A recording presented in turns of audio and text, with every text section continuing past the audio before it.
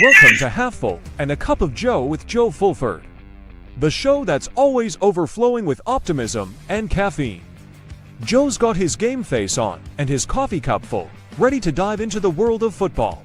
From the Florida Gators to the Tampa Bay Buccaneers and beyond to college and NFL football, Joe's got the analysis, the insights, and the passion to get you pumped up and ready for the game.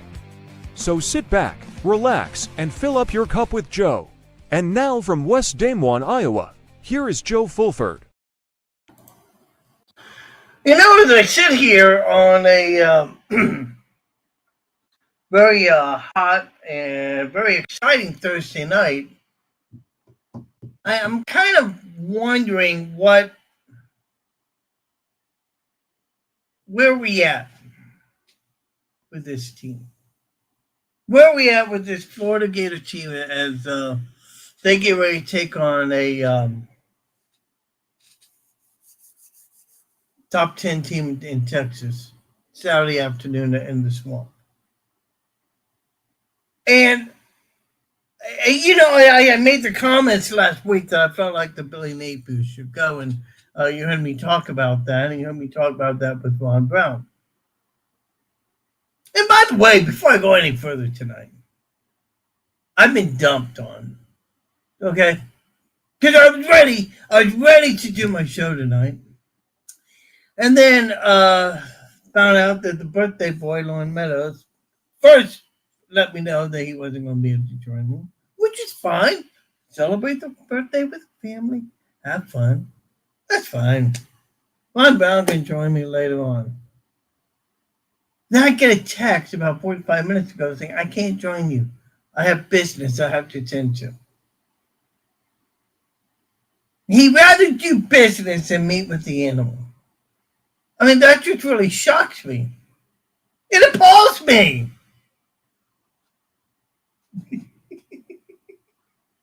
Oh, boy. And then just a few moments ago, Long Meadows said he may be able to join me, so hopefully he'll be on a little bit later on. But glad you could join me on this Thursday night as we get ready for what's going to be a very interesting show. I think Long Meadows will join me a little bit later on. We'll talk about the Buccaneers. We'll talk about what's happening with the Gators and all. What a great game last Sunday the Bucs played.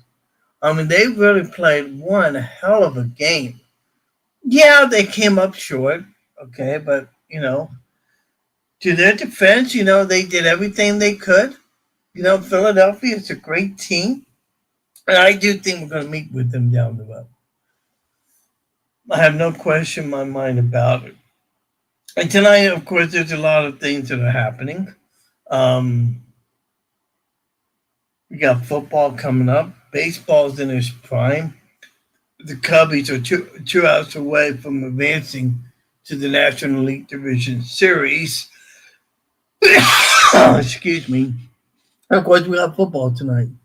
Probably Rams and the 49ers are playing on Amazon Prime. You want to check that game out. I'll be watching this a little bit later on. And then, after my show, I'm ready to go on vacation. Because we're not going to have a show next week. I know you guys are kind of depressed by it all. Oh, gosh, no animal next week. But, you know, hey, you know, we have to, you know, take a little break every now and then. So that's what we're going to do. We got a chat room. If you wanted to comment on some things that are happening, we'll talk with Long Meadows coming up a little bit later on.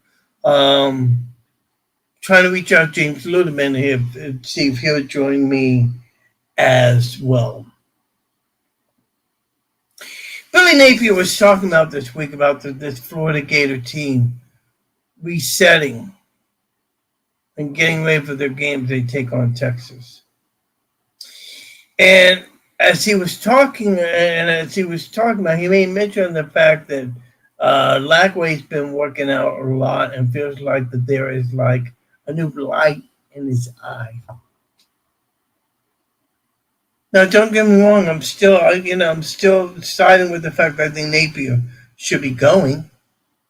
I have no question about that. But there's this thing that there's this little side of me just saying, you know what, this could be different. This could be a difference maker. This could be the beginning of something big. Because let's face it, the Gator defense has been playing outstanding to the best of their ability. And the offense is way, way, way, out of sync. They need to catch up. And it's like what Ron Brown was talking about, that Lagway has not been able to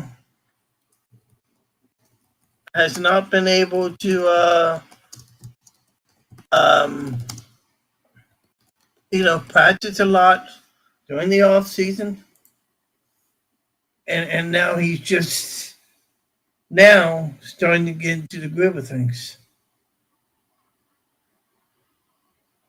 And if you go by all the accounts, they're saying that if this is true, that this is really the first of Derek Lagway being able to practice and play after a long off season of being hurt and injured and all,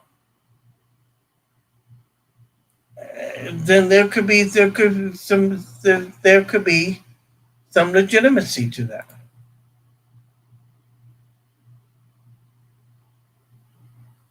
And if that is the case, and it got me to thinking about this, if that is the case, is Billy Napier's lack of being offensive with the offense, is that due in part to the fact of Lagway being injured and not piling on a bunch of stuff on him right away? I mean, let's remember, for all intents and purposes, this is what, his 7th, 8th game playing? I mean, the guy hasn't even had a full season yet. And if there's somebody that can remind me, if there's somebody that has a full count of how many games Lagway has been playing, let me know. I'd like to get some information on that. Because if you really think about it for just a minute,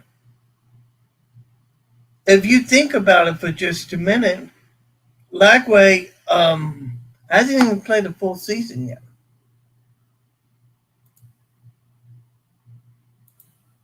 Let's see here.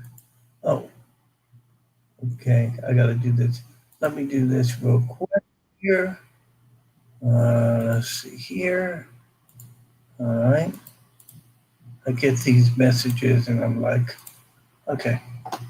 But basically, he's not been able to play a full season.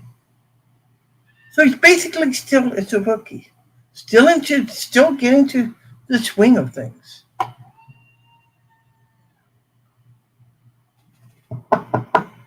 Cubbies just won. So they are so the Cubbies are now headed off to the National League Division Series. That's great. Congratulations to the Cubs. And I gotta tell you, that is going to be on my bucket list. I'm going to visit Wrigley Field. That's going to be one of my things to do. And for me, I'm in the process of going on vacation next week. I'm going to go to Memphis. I'm going to Nashville. I'm going to go visit Graceland. Maybe I'll swing over and give James Ludeman a call and visit him in Alabama. You never know about the guy. Whoa. Speaking of the devil, because he isn't no angel if you really stop and think about that.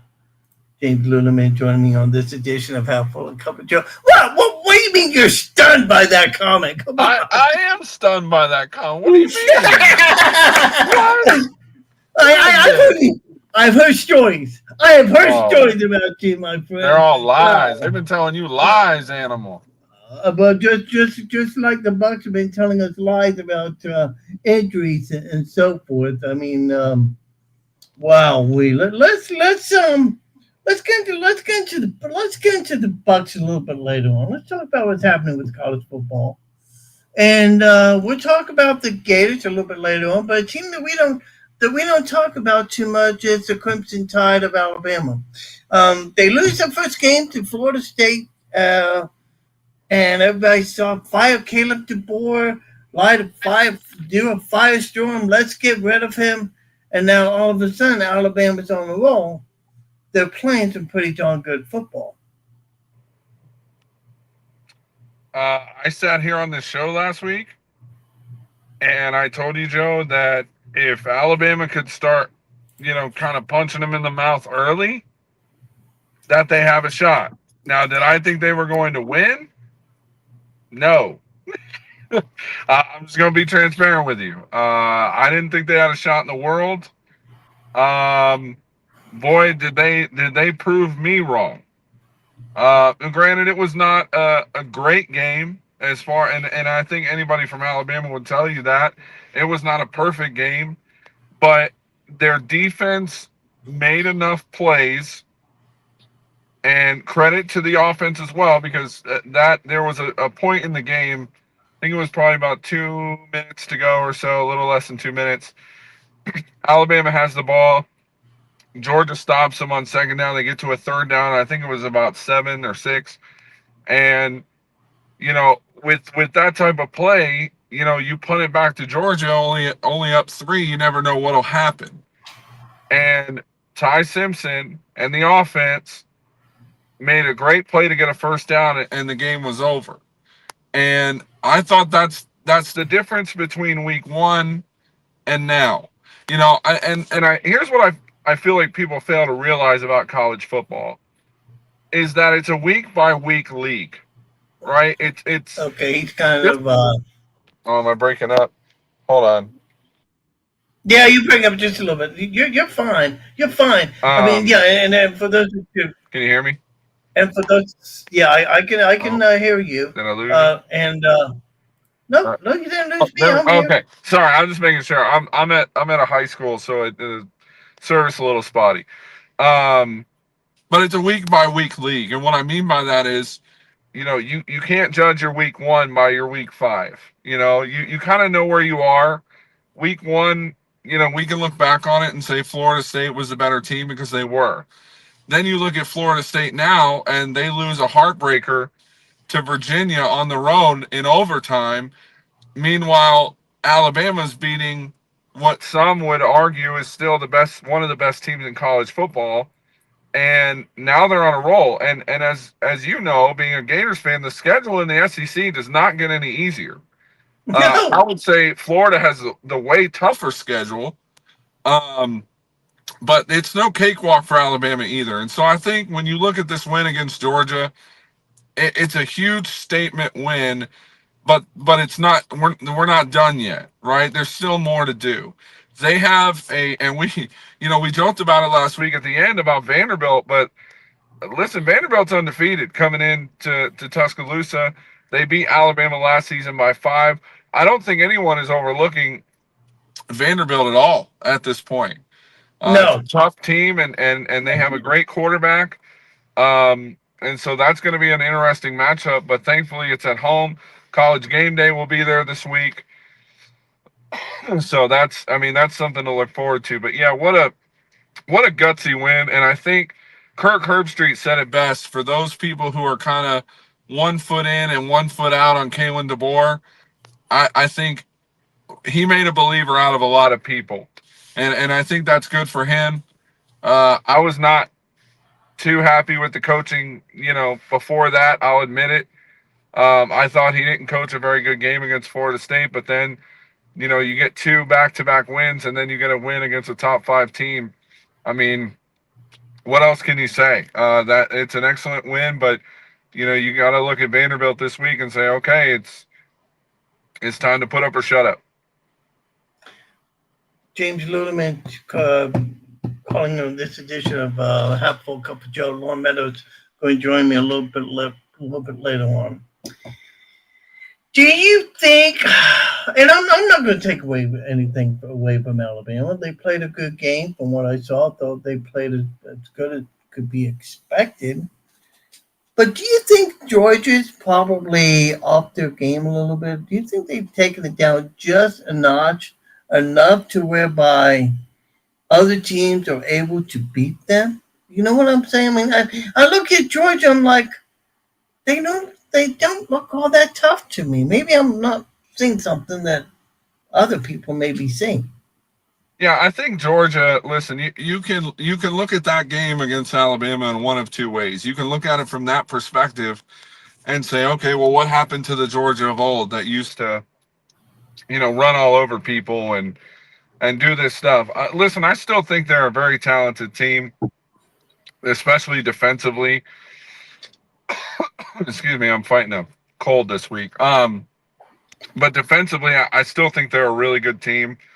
I'm not taking anything away from them. They had their chances to come back in the game. I think that's where Alabama would say we didn't really play our best football. But here's the thing about Georgia. They do this every now and then, right? Those years that they won the national championship, they've usually lost a game, and fortunately for us, it's usually to Alabama. But they usually lose a game or two. And here's the thing, Animal, they can lose 2 games this year, still make it to the college football playoff, and still win the national championship. I mean, that's the beauty of having a 12-team system. And I know a lot of people are going to have a problem with that because, why would you put a 2-loss Georgia team in the top 12? Well, they'll reel off wins against, Texas and all these other schools, and they'll get themselves into the conversation. So, I always look at teams and say, no team is unbeatable, right? Like, even the Alabama teams going back that were coached by Nick Saban, like that were some of the greatest teams that he had guys like Derrick Henry, Julio Jones. I mean, you look at these deep teams that Alabama had, and there was never a time when I look back on that and go, well, they were unbeatable. Because any team can win any day, right? We saw that last year with Vanderbilt. How many people picked Vanderbilt to win? No one. Nobody thought Alabama was going to come to Nashville and not win. There was not one person who picked Vanderbilt. Maybe there was one, but I don't see that. So to me, and this is where I think, kind of tying this into the Gators situation, they have Texas at home, and I think Florida can still win the game. Now, are they going to win the game? I don't know. Texas is playing at a very high level. If they can disrupt Arch Manning enough to get him uncomfortable, which I think Sapp and that front four for Florida can do a good job of that, then you never know, right? You're playing on the road in a hostile environment, and we'll see. But I think Georgia is beatable. I think any team is beatable. You just have to execute the game plan, and you have to play pretty much perfect ball. I think that's what Florida's going to have to play this weekend. They're going to have to play perfect college football to beat Texas. I don't think you can play sloppy and beat Texas. They're too well coached. They're very deep. And when Arch Manning is on, watch out, because that kid is still a Heisman contender. When he's on, it's pretty awesome. Yeah, and for Florida, I mean, the offense, and we talked about it earlier. I mean, it has been nothing thus far. I mean, they rank 135, 135th in the nation in terms of points per game. They rank 131st in the nation in terms of total yards per game, 287.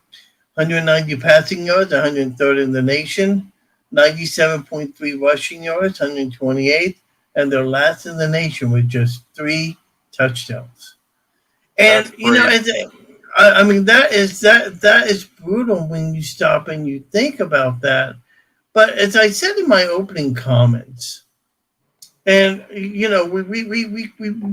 can get on Billy Napier all we want to, but I tend to wonder if maybe some of that the lack of offense is due to Lagway not being fully healthy and softening the game a little bit to help him out. I mean, do you buy into maybe that concept at all? Well, I certainly hope that that's the case. If not, then there's a lot of people who are very upset at how Lagway has played to this point in the season. I hope that there's some kind of injury going on, because if not, then the Gators have a real problem. Because there were a lot of people who were very high on DJ Lagway. I still think he's Yeah. an athlete. I still think he can play the position. I still think he can be, a good field general out there and be a good quarterback. But here's kind of the sidebar problem, and at least from what I've seen. Now, you've watched Florida more than I have. Now, I've watched Florida, but not as deeply as you guys do. My biggest thing from what I've seen is that this kid has no time. You've got to get time back there. Now, granted, he can move and he can make plays, on the run and things like that. But if you have no time to get set up and get set up in the pocket, and the sidebar to even that is, and a good point you brought up, if you're not running the ball effectively, then you have no choice. It's just like, it's very similar to the Bucs. When Bucky Irving is running for, 70, 100 yards a game, you take a lot of pressure off Baker Mayfield.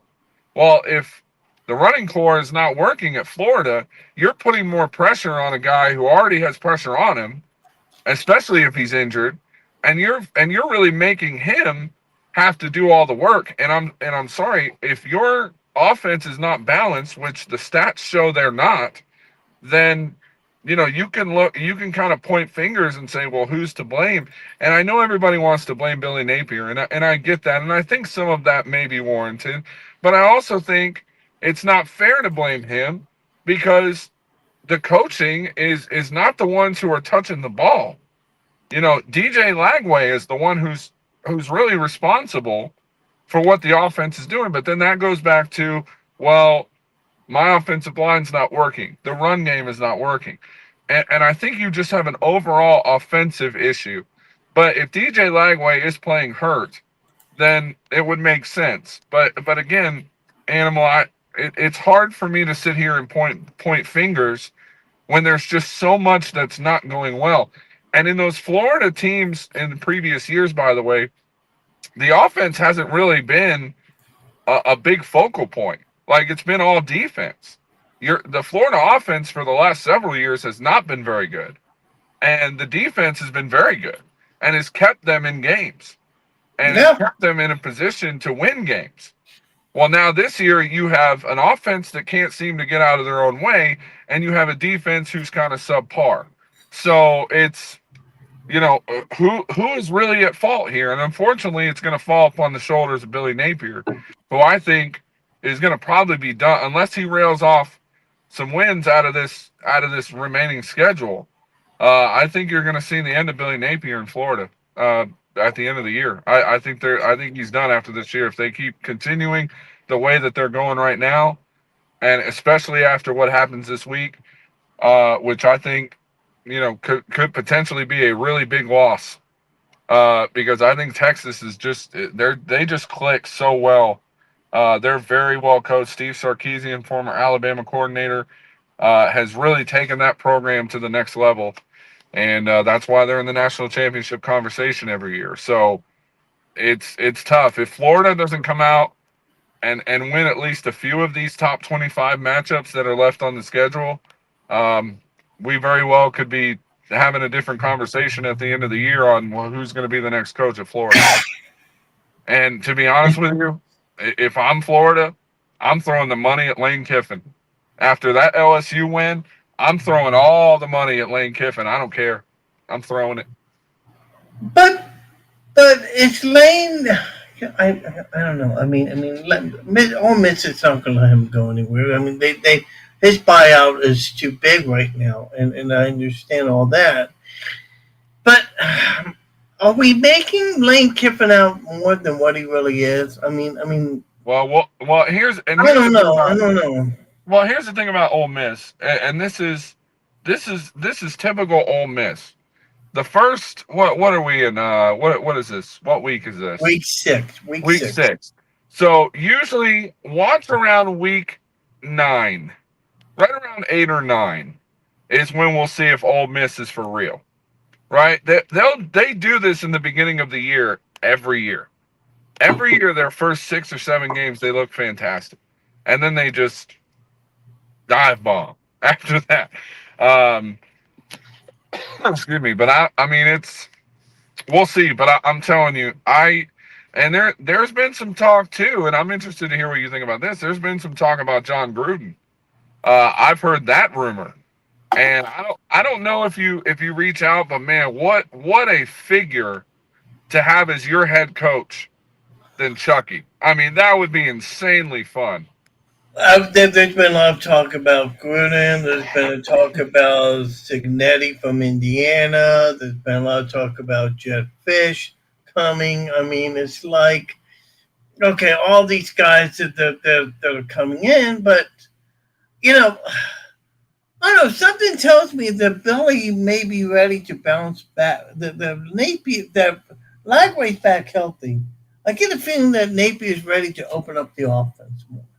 I just got this feeling that the reason why he has closed his offense down to make it so vanilla is because of DJ Lagway. Now there may be a point with that, but there's also the point too that if Lagway's hurting, put in somebody else. That's a very good point. But somebody made a great point to me. It's this: where's Lagway going to get the reps? Where's Lagway going to get that rep that he most desperately needs?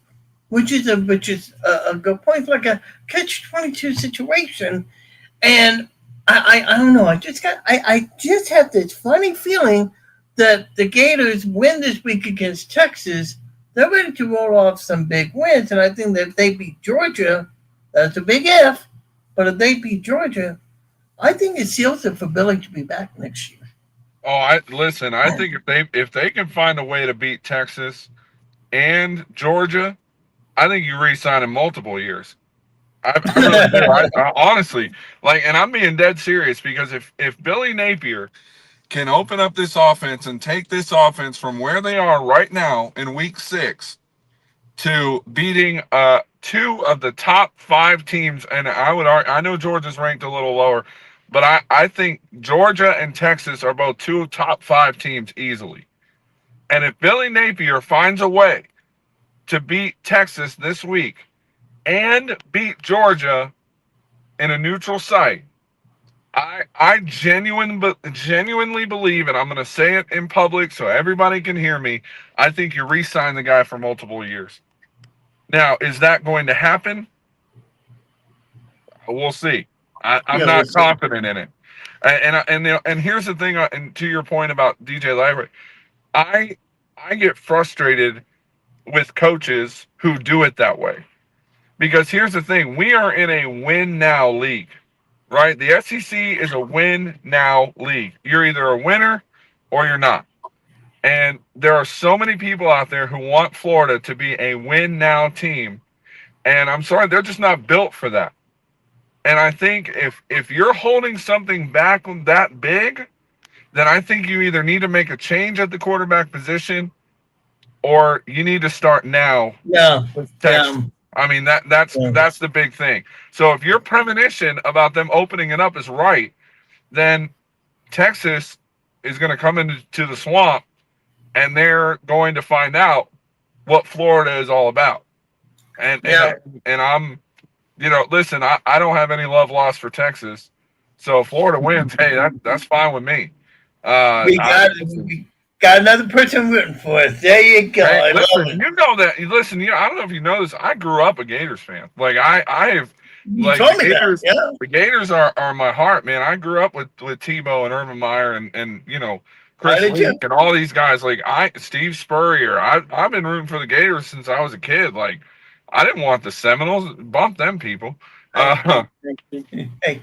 I'll tell you the great Tebow story where uh, he apologizes ironically after losing to Ole Miss, and right. that game where he gives his famous speech. That I was my remember that. first Gator game that I ever went to. Oh, what a Yeah, yeah, game! and we were walking. I was walking out the stadium with a friend of mine after the game, not knowing what had happened in the In the press press, conference. yeah. Actually, I didn't find that out till later on. It's like, oh wow, he's I making this remember guarantee. I remember Wow. vividly that game, and I only remember it so well because my youth pastor at the time, and still is, a big Ole Miss fan. And my youth worker, who was our adult worker, he's kind of like co-youth pastor, but he was our adult youth worker, big Gators fan. So we go to church that Wednesday night after that game, and he has the picture that was put on the front of Sports Illustrated of Tebow not making it on fourth down, and he puts it up on the big screen to start youth service. And oh man, my friend was heated. But everybody in the stadium, to his point, knew that Tebow was going to run that ball. Like you got to Yeah, run. Everybody in the world knew that on yeah, 4th and 1, you give the ball to your guy, right? You got to you got to run something different. But anyway, it ended up working out for him. But yeah. yeah, I remember that game very, very vividly. And that was a tough day to be a Gator. I'll tell you what. But it worked out. James Ludeman joining me on this edition of Half Full Cup of Joe as we talk about the Gators. And now let's switch our conversation to our boys that we have something really in common, and that is the Tampa Bay Buccaneers. Stand by. I'll be back with you in just a minute. For the Buccaneers, they took on the Philadelphia Eagles Sunday afternoon in Raymond James Stadium. It was a barn burner of a game. It went back and forth. Probably one of the better Buccaneer games that we have seen in a long time. But the final outcome, the final score, 31 to 25, and for the Buccaneers, they end up losing that game. In that game, if I can, dadgummit, I have the stats pulled up here. Hang on just a second, boys. Hang on just a second. Okay. In that game, and stat wise, Mayfield, 22 of 40, 289 yards, 2 touchdowns, 1 TD.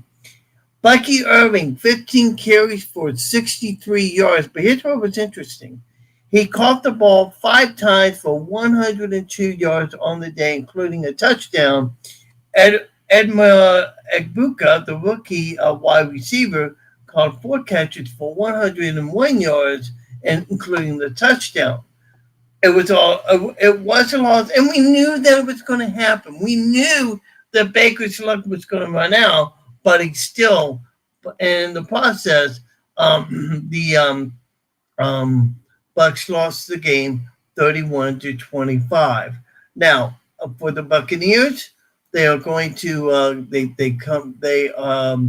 play Seattle this week in Seattle. They're going to be leaving tomorrow. Let me do this right here, and let me bring James Ludeman back onto the scene.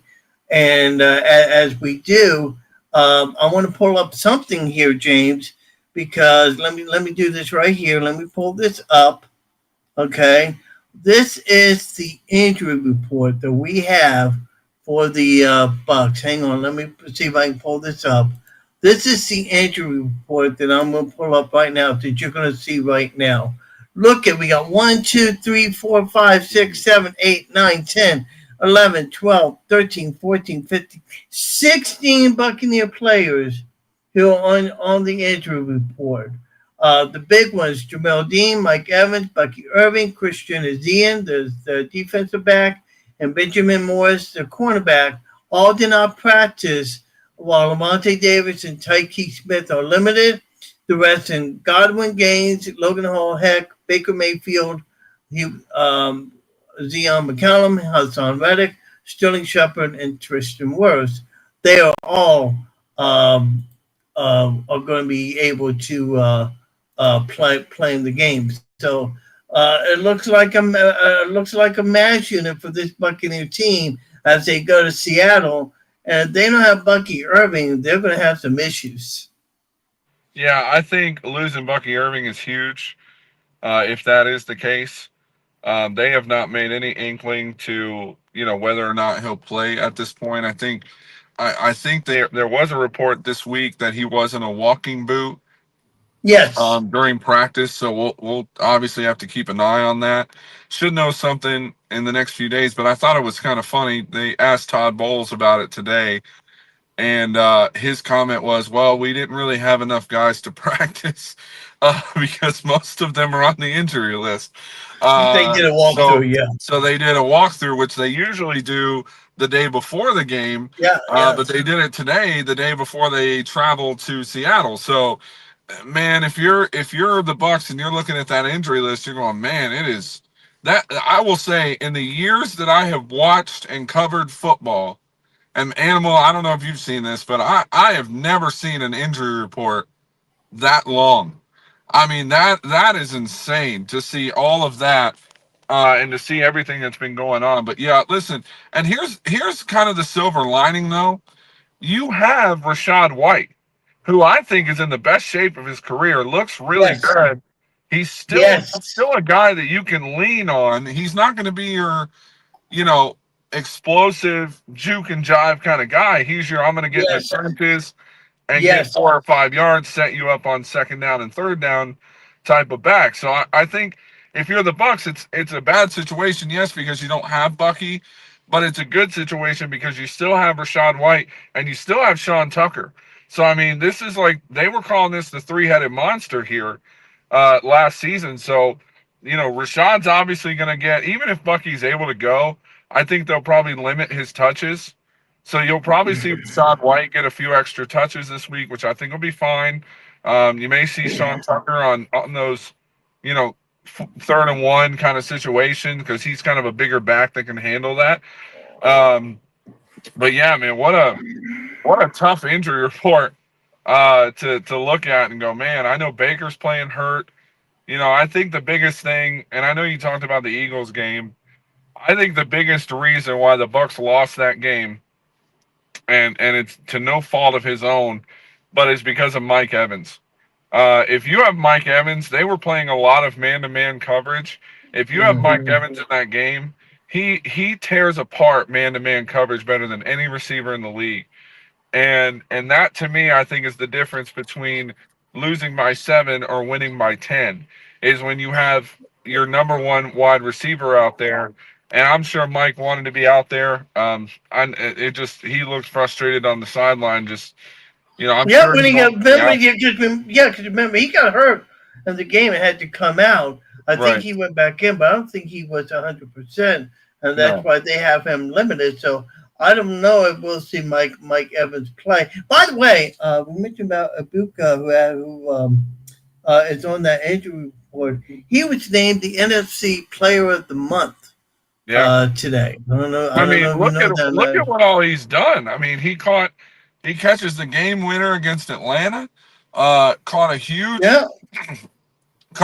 touchdown pass last week against the Eagles, which, to be honest, I have no idea how he caught it because there were 2 Eagles literally there. The ball somehow went through both of the defenders and managed to land right in Ibuka's lap. And caught a ball with one hand. And you saw Baker Mayfield after that play go over to him and chew his butt out, saying, "Don't catch the ball with one hand." Listen, I think he was kidding. I don't think there was. I think it was kidding too. But still, the way he did it though made it look like that he was just serious about that. Well, listen, Emeka Ibuka, to his credit. And really, we got to give credit to Jason Light because, again, and I said this last week. I mean, this man continues to find talent everywhere. I mean, whether it's first round, 5th round, 3rd round, doesn't matter. Like, these guys just come out. Like, Bucky Irving was a 3rd round pick who you're like, there ain't no, I mean, he might play here and there, but he's not going to be your featured back. And then this man comes in last season, just completely takes over the role from Rachaad White. and now he's your go-to number one guy. Like, that's incredible. The way Ibuka really had to carry the load so far this season, because Godwin just came back last week, so he's not going to get a whole lot of attention yet. I think he'll have a better game this week. By the way, I think Godwin's going to pop off. That's my prediction for this week. I think Godwin's going to have a big week. I think they're really, especially with Mike being out still, I think Godwin's going to have a huge week. But, man, yeah, shout out to Emeka Ibuka, man. He deserves every bit of that NFC Player of the Month award. Well, shout outs to somebody else, too.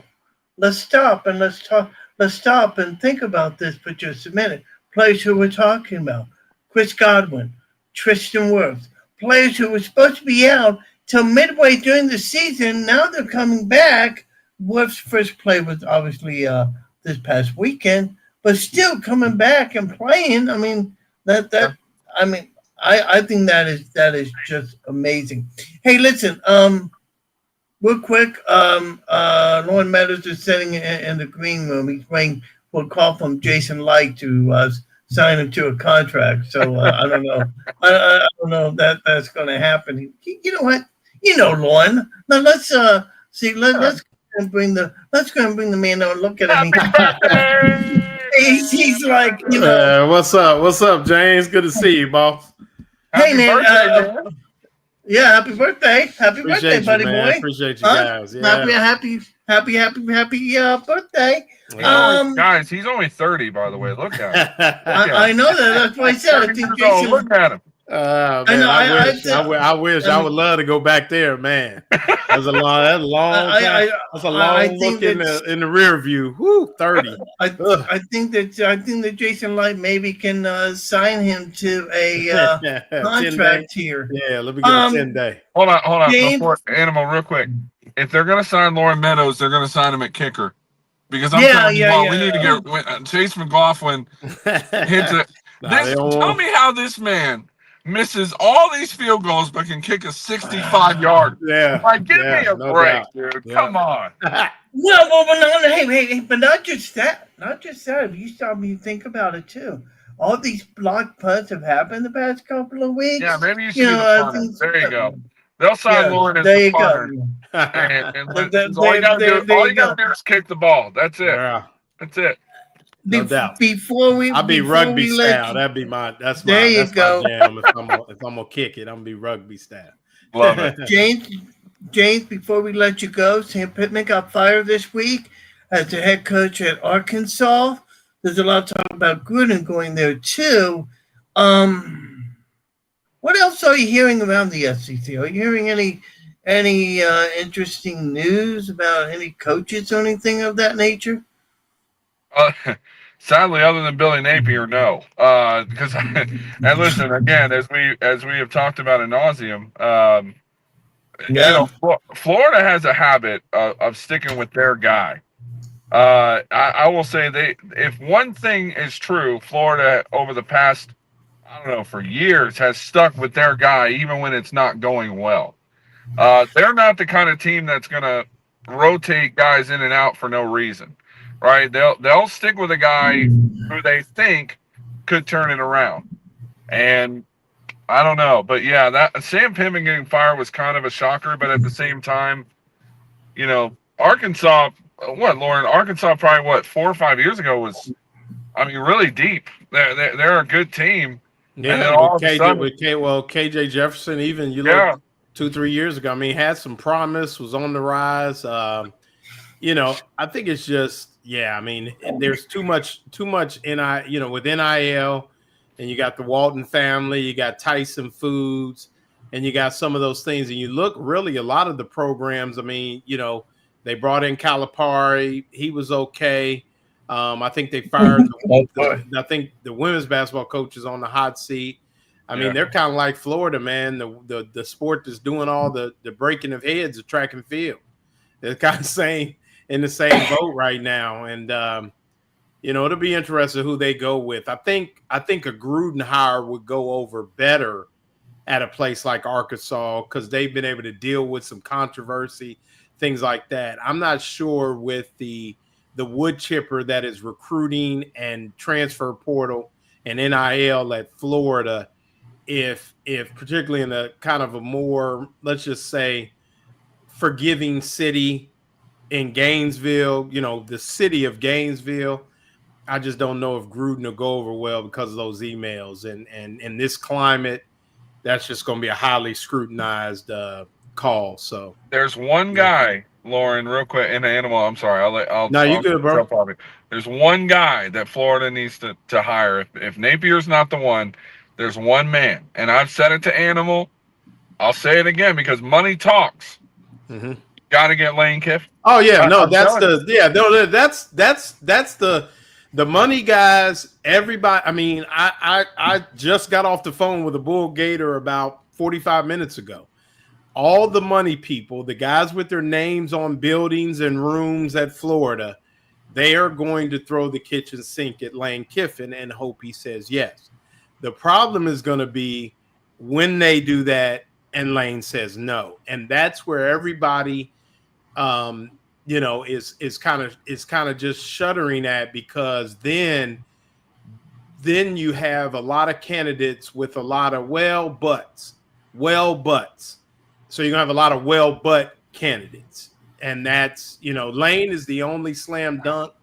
And like I told somebody earlier today, I'm 4-0 against the spread so far with the Florida Gators. I would bet, sadly, that Lane Kiffin will be the coach at Ole Miss in 2026. And I think he's right about that. But I'm gonna throw something at you, James. You talked about a moment ago. The Gator organization sticking with their guy. Dan Mullen for 4 years. Will Muschamp, I think 3 to 4 years. Bill Napier now in his 4th year. If they fire him, Florida's sending a message here saying that, look, basically you have 4 years to turn this program around, or you're going to be gone after that. Well, and my point, but hang on, let me finish here. Here's my point that I'm going to address to you, James. Is that, in your opinion, sending a bad signal about that? I mean, because look, if you're going to sign a guy to 7 years, you should give him the 7 years. Yeah, I understand, Belly. I know what he's going through and everything like that. But do you think, in your opinion, that it's sending a bad signal to state that you're sending a clear message? We're giving you 4 years despite what we signed you for. I asked this question last week. I commented while you guys were on talking about the Gators. And my thought process is, who would want to coach at Florida? And I don't mean that in a negative way, as badly as that sounds. What I'm saying is, and it's actually to that point of, okay, yes, they've stuck with Billy Napier despite losing games when people are throwing their shoe. They've stuck with Billy Napier despite players spinning on other people. They've stuck with Billy Napier through constant fans saying, "Hey, this guy needs to go." Like this is, I don't think I've seen a coach, at least not in a while, where the university has just said, "No, we're chilling with him for now." Now, granted, winning cures everything, right? If you win, and we talked about this earlier, Animal, you win against Texas somehow, you find a way to beat Georgia, I think Billy Napier stays. And I really believe that. But as far as it looking bad, I think I would tend to say yes to that point. But at the same time, I don't know. It's tough. It's tough because Florida is such I'm trying to think of the word here. It's a thoroughbred college. It's a thoroughbred college. Blue blood school. Right. Yeah. So if you are the coach at the University of Florida, the expectation is you win now, right? That's why when you brought up the point about, oh, well, is Billy Napier holding off because DJ Lagway is hurt, or is there something else going on with the offense? Like at the University of Florida, we don't have time for that, right? We have to win now. Like the Gators have to be in the national championship conversation every year, or it's a failure. Like it's win or bust. Like and that I think is the difference between a good coach and Billy Napier is he's trying to build and build and build, and every coach and those coaches you mentioned all came into situations where, yeah, we had some success, but it wasn't the same level as what we at Florida should be in. You got to remember, and I brought this up last week, Florida was just in the the SEC championship game against Alabama a few years ago. It was 5 years ago now. 5 years ago. Right. Yeah. So and they took it to a one-score game against an undefeated Alabama team who ended up going to the national championship and finishing undefeated. So it wasn't that long ago that you experienced some moderate success, but lately, well, I mean, or even 3 straight New Year's Six bowls. I mean, right? Like you said, here's my thing about Napier. It's not about building. It's about not having your program be a Jenga set. You build it up, you tear it down. He is the worst coach since in a 4-year stint since before World War II. That is the facts. There is no building. The building has not been done. And they have spent a lot of money. They have given him positions. A lot of people walking around in Jordan shirt. And it's not working. Now, name, I'll tell you who wants the job, and I think would jump on it at the drop of a hat, is Curt Cignetti at Indiana. I've heard that name pop up. He would want the job, talk trash when he took it, because I think that is a gentleman that truly knows and believes whatever sauce he's got, it works. It worked at JMU. It's working at Indiana. Is Indiana going to win the national title? No, but they're going to be in the playoff hunt. They're going to be 8-4, 9-3 at Indiana. So where they definitely don't give a damn about football. No. So you give a guy like Curt Cignetti, who's very familiar with the SEC, very familiar with the South, gives Florida an opportunity to maybe get into the Tidewater region again and start recruiting some of those athletes. So, I mean, the only thing I don't like about Cignetti what happened here? Go ahead. Is his age. Yeah. And just because Florida needs somebody that, if they win, can stay 10 to 15 years. That other than that, a guy like Saban, put in 16 at 17 at Alabama. They need a guy 10 to 15 that can hold it together. And, I'll take somebody like on the same level as a James Franklin. Everybody talks about, well, he's this and this against top 10 teams. Well, you got to be good to even make that, you get in them games and, you gotta be around. So, well, I'll throw you guys a name right now. And listen, I know a lot of people may not like this, but I think if Lane Kiffin doesn't work out, I think obviously they're working on contingency plans. If you're a good team, that's what you do. You always have a plan B and a plan C in case that doesn't work out. I'm making a call to Dabo Swinney. I understand that may not be the popular consensus because Clemson over the past 2 years has not been the best team, but you got to look at, well, Dabo's been in the SEC. He's worked alongside Nick Saban. He's had success against Alabama. He's had success building Clemson from basically nothing into a national championship contender. Far be it the last couple of years, it has not happened. But I think you put in a call to Dabo. I think you say, hey, what would it take for you to come back to the SEC and be a part of the University of Florida? And I would love that. Mm-hmm. I think Dabo's a team guy. He's a guy that understands the process of building a program or rebuilding a program. He's had great coaches under him and even coached alongside great coaches. I know that's kind of a wild card pick, and I know not a lot of people are talking about it. No, it's been mentioned. But I think if Florida's smart, they at least make a call to the guy if Lane Kiffin doesn't work. And I think it would be a smart hire. Honestly, I think if you got a home run hit with Lane Kiffin, then you have a secondary. You have an RBI triple with Dabo Swinney. I think that's a good one. I know John Gruden's name's been out there too, and I personally, as a John Gruden guy, I would love that, just because I think that would bring a fire and a passion to the university. And plus, he's immediate notoriety. He's a name guy. And there's a lot of people who would play for him, and I think he would really rally the team in a good way. But I agree with you. I think there's a little too much what if or but this, like you mentioned, for John Gruden. But I think if you can't get Lane Kiffin, the Gators wouldn't be wrong whatsoever to try for Dabo, especially because Clemson has not been very successful the last couple of years.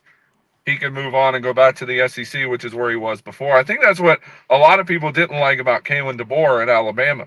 He wasn't an SEC guy. And I feel like they lost that game against Florida State, and everyone's like, well, he's not an SEC guy. Well, he came into Georgia this week. He can coach, man. And he can coach. He's a winner. He's won everywhere he's been. He's won. So if I called that one too, James. So just so you know. I did not. I did not call that one. I actually said, and Animal will tell you on the show last week, I said if Alabama can come out and punch him in the mouth early, they got a chance. And that's exactly what they did. Yeah, no, I do. I had Alabama. I told a friend of mine, he's one of those people, man. He spent like 6 months in Athens, and now he's an SEC expert. And I'm like, dude, Alabama's going to beat Georgia. I was like, I'm telling you. He's like, oh, yeah. I said, dude, because he was talking about DeBoer and how DeBoer wasn't going to last long. I was like, dude, he was like, dude, I said, dude, they're going to beat Georgia this weekend. He was like, oh.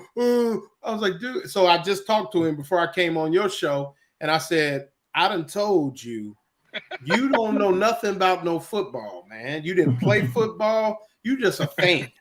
I said, when I tell you something, you take it to the bank. If I tell you a duck can pull a truck, then you hook it up.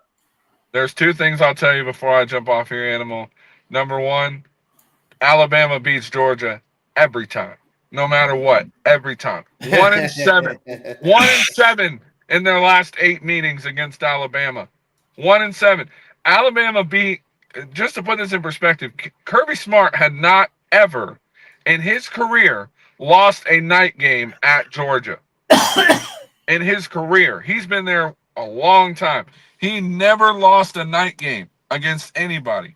Alabama flipped the script. When Alabama plays Georgia, Bama wins. I don't know how they do it. I don't know how they find a way, but Nick Saban obviously worked with Kalen DeBoer at some point and said, hey, listen, here's the way to do it. And that's what Tennessee did the week before, or the 2 weeks before.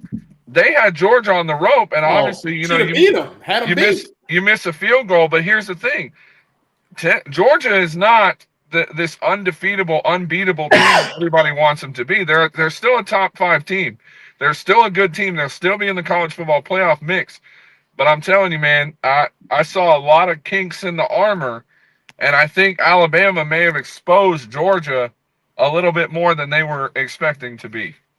And that's why I make mention of the fact that if Florida beats Texas and beats Georgia, because Georgia shows that they can be beatable, then I think the narrative on Billy Napier changes. Well, absolutely. But they better beat Texas A&M and Mississippi State. Oh, yeah. That's true, too. That's a different argument that I'll talk about with you, Lauren, in just a minute. Okay. As we let you go here, SEC released the 3 teams that different teams will be playing for the next several years. Florida got notice of them. I believe Georgia, South Carolina, and LSU. Lauren, is that right? No. Georgia? No. Georgia, Kentucky, South Carolina for Florida. That's right. Georgia, Kentucky, and South Carolina. And then I think they go to, you're playing 9 games. So I think they go to Auburn. They go to Texas, I think, next year or year after next again. Yeah, something like that. There's I was just thinking of the trips I want to make. So I'm definitely going to Auburn. Obviously you can drive to South Carolina, you can drive to Auburn. But so that's kind of the. Don't go to Auburn. Yeah. Don't go to Auburn. You'll just smoke out. No. I mean, Tuscaloosa is nice too, but Auburn is one of my favorite towns. Probably my favorite town in the SEC outside of Gainesville. That's cow country out there. And And he definitely wants to make the trip to Missouri because that's where he'll see me when they get Well, my boy Ruben play. is the equipment manager at Ole Miss. I mean, at Missouri. So if he's still there, I may make that trip for sure. Oh, nice. So we'll talk about that. Real quick, James, thank you very much for joining me. Next time, let's have some light on you next time if possible. I'm light. I'm in my car, bro. Like my daughter's playing high school volleyball. Her team won earlier, so this was actually their last game. She plays JV freshman. So this is their last great. game. And I'll tell you this, a little scouting report for you, Lauren. We have narrowed it down to 20 teams, and the top team is the University of Florida. She wants to play college volleyball. All right. Yeah, there you go. We made wait a minute. Well, here's the thing. I know a guy that knows a guy, so tell her keep working. But and I'll tell you something else too. My great niece, she plays volleyball in high school right now, and I keep telling her she needs to go to University of Florida because she's a Gator. So get her down here and let her go to camp for sure. There you go. It's actually funny because we emailed 20 different programs. Now she's a freshman, so they can't talk to anybody until the summer after sophomore year. Exactly. But the only university that actually sent any kind of reply was Florida. The only one. So I was like, hey, she still got a lot of work to do. Got a long way to go, but there you go. Keep working. Keep working. Keep working. He might be coming to the swamp a little bit faster than I'm ready for, but there you go. Oh, yeah. Go spend some time with your daughter, James. Thank you so much. And by the way, it is Lauren's birthday today, so we know. Anyway, it's only 30. There you go. Only 30. There you go. Yeah. James, thanks for joining me. I appreciate it. You have a good Thanks, Animal. Bye, guys. Bye. James Ludeman joining me here in this edition of Let's Get Him. I don't know. I need to get him out. Okay, yeah, I removed him. There we go. Okay, I got him. Thanks for joining me. By the way, happy birthday to you, my friend. It. Thank you. 30 is the great year. Yeah. I'm trying to get Scott Carter to find out for me where the Gators are going to be staying because the hotel that they usually stay at is permanently closed and got taken over by Wyndham. So I got to figure. So I got to figure out what's going to happen. They won't know that till it's time to. Oh, I know. Yeah. I know. So I'm kind of mad about that. Injury report came out this week about the Gators. Jacoby Jones, I believe his name is Jackson. Jacoby Jackson, running back, is not going to play this week. Okay. Who's some other names on that injury report that? You know what, Andrew? You be telling me because I've been my day job. They got some real orange juice out of me the last couple of days. So you'd have to pull it up for me and let me. I know that Dallas Wilson is returning. Dallas Wilson. And then what did they say about like George Gums? Is Gums still injured? Gums still, I remember seeing Gums on there. Okay. What about Aiden Mizell? Aiden Mizell's back. Okay. Aiden Mizell's back. He's going to be playing. He's going to be playing. Okay. So, this just came in a few moments ago. Defensive lineman Joseph Mbachu. He's been ruled out. Okay. On the defensive line, so he's not going to be playing this week. Yeah, that's okay. Yeah, courtesy of X. So I'm just reading through X here real quick, see if I can get any other information, because as you know, X is our source of. Here we go. Let me see. I got it here. Let's see. Oh, you got it? Yeah. Oh, you found it? Yeah, I got out Aaron Gates, Caleb Banks, LJ McCray, Jacoby Jackson, Trayon Webb, and Dijon Johnson, the ones I expected. So you get Wilson back, and you get the other guys really haven't played. Dijon Johnson kind of limits you at corner, but they got some decent young DBs, and then they've got Jacoby Jackson. That'll be a loss, but like I said, they got some other Katie Daniels is a decent back and things like that. So it should be. I said it last week. I said, I think it's time that Napier should go. But as I was thinking about this and hearing Napier say how he looks like he's really ready to play, a theory came across my mind, and that's even debatable in itself. But is it possible that Napier purposely took the offense playbook down a notch just because of the fact that Lagway will not be able to perform at the level that he, due to the injuries that he has? If he did, is his offense really as bad as we think it is?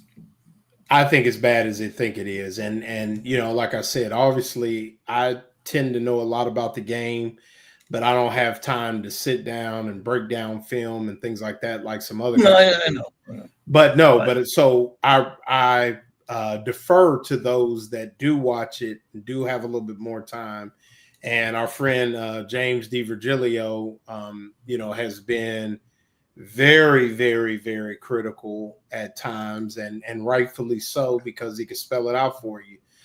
I just think, here's the thing. I don't mind you dumbing it down, but when most people dumb it down, they either dumb it down to the point where they can run the ball effectively or throw the ball quickly.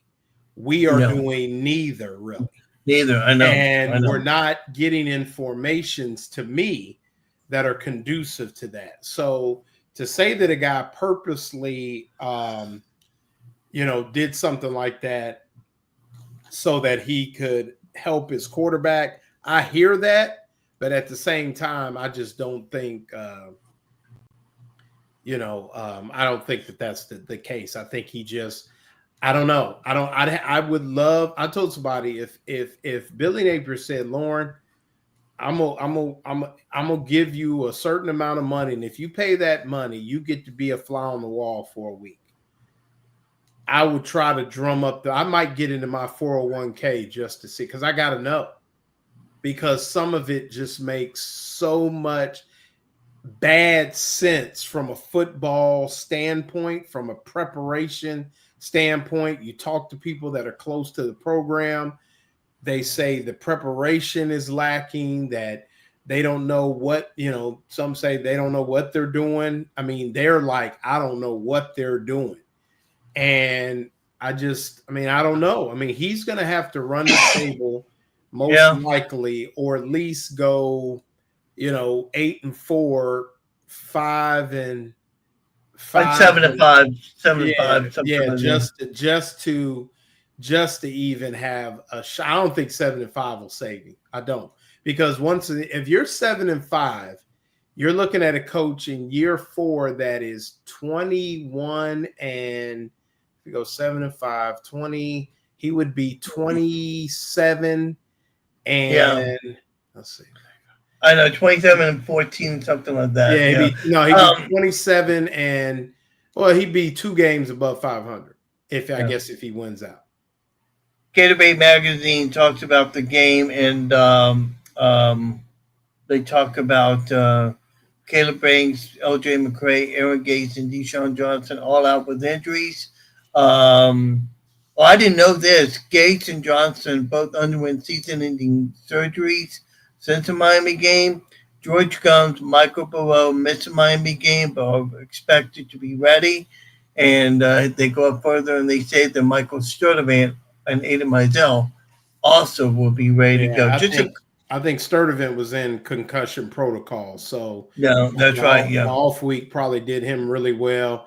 And then Mizell, I heard Mizell kind of talking to his parents after the game, and he said something to the effect of like, and to Billy's credit, he did, at least he said, game time decision, thought he could go, couldn't go. So I think Mizell practiced the weekend in Miami and then just couldn't go that night. I don't know. So a couple of interesting stats, courtesy of Gatorade Magazine. This is going to be the 5th meeting between Texas and Florida. Texas leads the series 3-0 with one tie. It'll be only the second matchup in 84 years that these two teams have made. Gators will be attempting to notch the third consecutive home win against a ranked opponent. The 27-2 all-time in home games versus top 10 opponents, including a 7-3 record in the last 10 such matchups. Third meeting between Sarkisian and Napier. And the three losses that the Gator defense has allowed just 5 offensive touchdowns. They're ranked 7th in first down defense, 33rd in rushing defense, 32nd in passing yards allowed, and ranked 24th for PFF with an 89.9 grade. So, I mean, we can talk about a bad offense, but the defense, I mean, they're just bringing it on. I mean, it's solid. Yeah, I mean, they are really solid. And I got to tell you something. When I saw where who was it? The coach that left. It was the co-defensive coordinator. You talking about Austin Armstrong?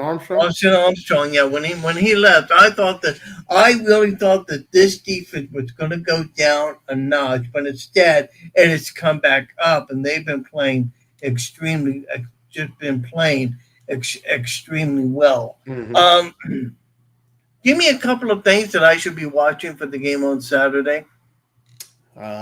Quarterback duel. It's still a duel. Who plays better? I mean, the quarterback that plays better is going to win the football game. Bottom line. I would really say that. It's going to come down to which quarterback plays the best within whatever scheme he's given, which quarterback plays the best. And I'm going to go a step further to say which quarterback plays the best and whoever wins the rushing game. If the Gators can run the football, they'll be in the game. So, look for with Jacoby Jackson out, Jaden Ba, they kind of split carries between those two. I would say people may get their wish with Jaden Ba kind of maybe getting a little bit more play there. And, maybe a little wrinkle from the Gators. I don't know. I mean, Billy's been pretty coy, but you don't know what's going to happen. So I would say you got to look at the quarterback duel, and it could be a good one if both guys kind of really, really settle in and then whoever runs the ball the best. Yeah. Yeah, it's going to be interesting. If Florida has two guys that have Pro Football Focus 0 grades, it's going to be a long, good thing the game is over by 7:30 because you can still go out and drink your sorrows away down there on University.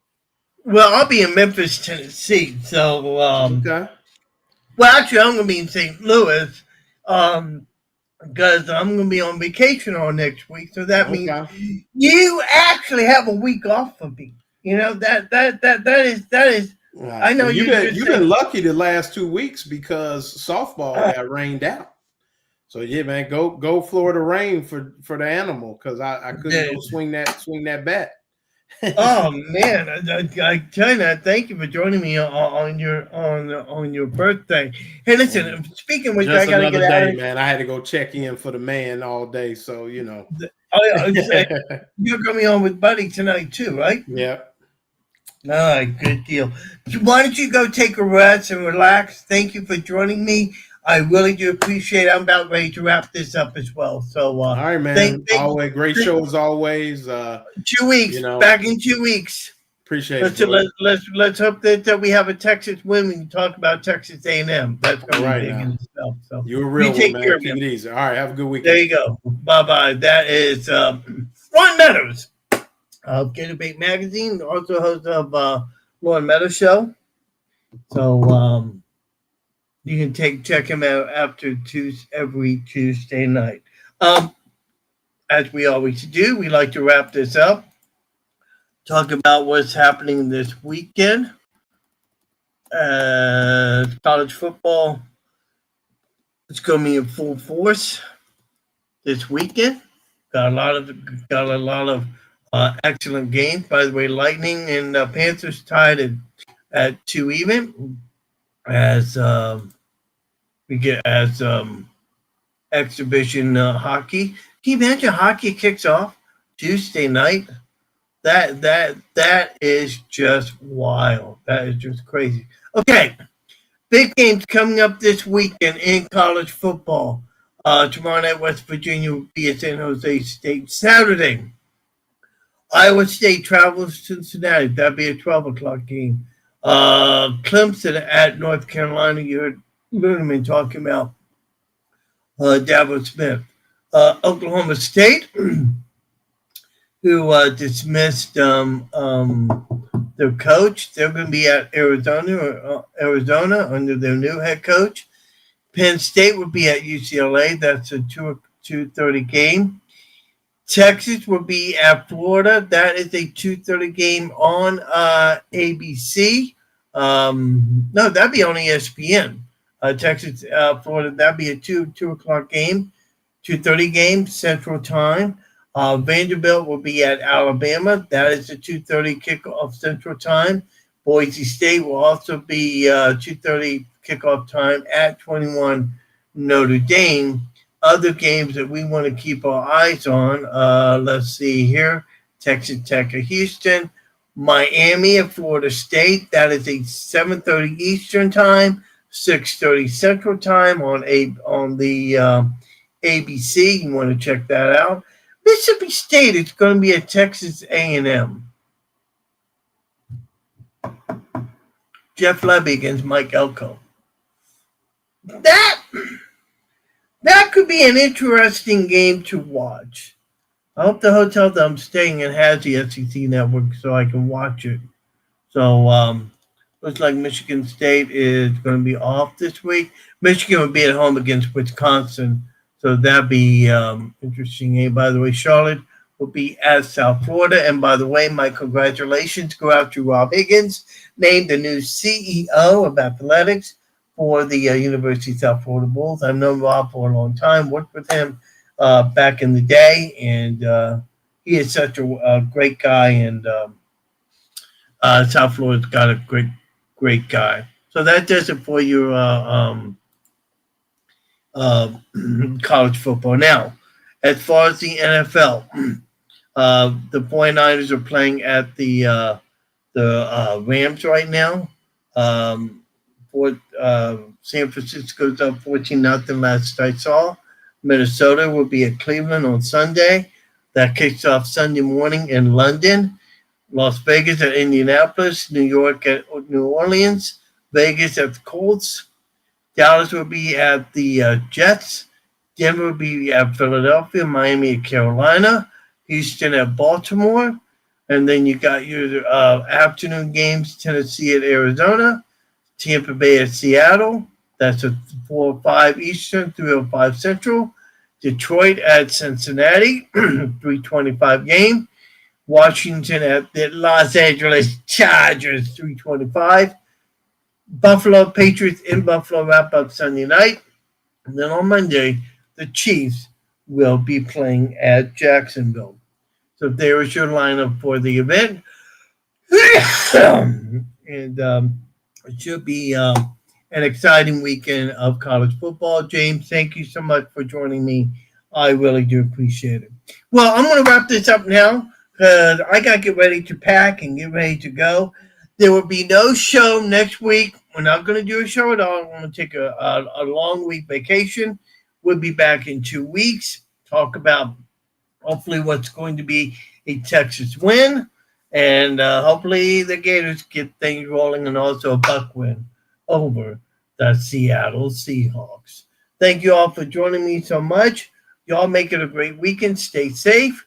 As I always like to say, if you're not a Gator, you're always Gator bait. Good night, everybody, and God bless.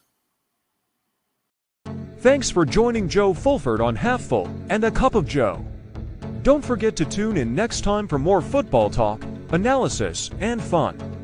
Follow us on social media to stay up to date on all things Half Full and a Cup of Joe.